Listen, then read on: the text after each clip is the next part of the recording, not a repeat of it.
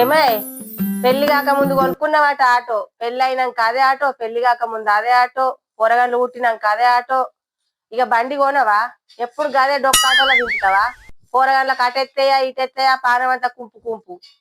ఆ అది ఏంది ఏమంటున్నావు? ఏమంటున్నా? ఆటో ఆటోనా? ఇక ఆటోతో బుక్కడ తినబడుతుంది. మళ్ళీ బండి ఎందుకు? అందులో అయితే నలుగురం పోతాం.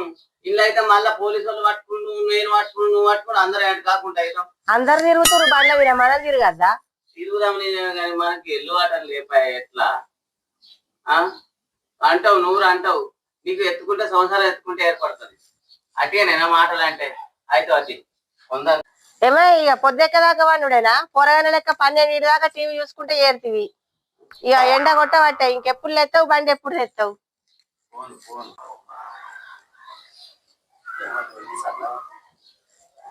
పోతుంది ఇక పోతా పోతా పోతే సరే సరే. ఎప్పుడు ఫోన్ ఆడ పక్కన పొరాలు పెట్టిరు, నేనెందుకు చూస్తా? ఫోన్ చల్లగా ఉండ ఏమన్నా టీవీ అంటూ రోపక్క కాడ ఉండవు. ఒకసారి టీవీ అంటూ ఒకసారి ఫోన్ అంటూ రోలెక్కినట్టుంది నీదే. నన్ను అంటే ఊకే ఇంకో అమ్మ మన అయ్య కొన్నట్టే మనం ఇంకా బుయ్యిపోయినట్టే. నాసంటి పొరగాళ్ళు మొత్తం బండ్ల మీద తిరుగుతుర్రు. ఎంజాయ్మెంట్ చేస్తున్నారు. మనకు అసంతోడు దొరికిండు. పో మీ అయ్యని అడుగుపో, లేచి పొమ్మని పో. నేను చెప్పిన లేస్తలేడు పో. అయ్యగా మన బండి కొంటలేవు. అయ్యో బిడ్డ కొంట బిడ్డ, మన కూలి పని చేస్తున్నా, కూలి పనికి ఎట్లా బండి వస్తుంది బిడ్డ? అవ్వ రసరస పెట్టబట్టే ఇంట్లో. నువ్వు బుద్ధివంతరాలు బిడ్డ. ఇంట్లో మా ఇంట్లో పెద్ద కుటుంబంలో నువ్వు బుద్ధివంతరాలు. మేము నలుగురం అన్నదమ్ములల్లో నువ్వు బుద్ధివంతరాలు.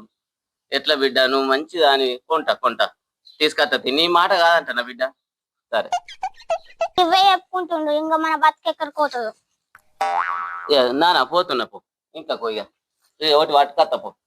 ఆడ అవ్వ మీరాల మెత్తుకుని ముంగట పెడుతుంది, మూతి మీద పడుతుంది.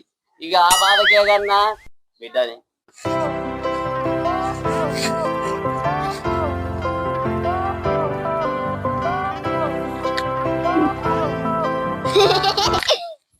నువ్వు అట్లా పడాలి నేను చెప్తున్నా.